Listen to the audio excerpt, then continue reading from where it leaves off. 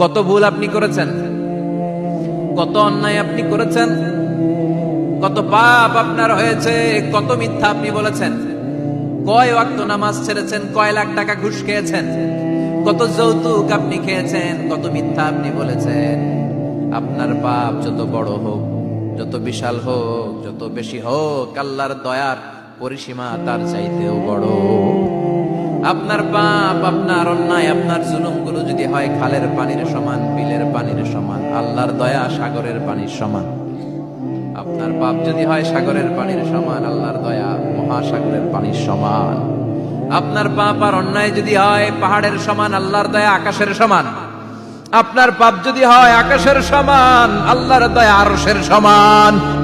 এজন্য আল্লাহ বললেন, ইয়া আইয়ুহাল্লাযীনা আমানু তুবু ইলাল্লাহি তাওবাতান নাসুহা। ও আমার গোলাম, তুই তোর নিজেরে যত বেশি ভালোবাসিস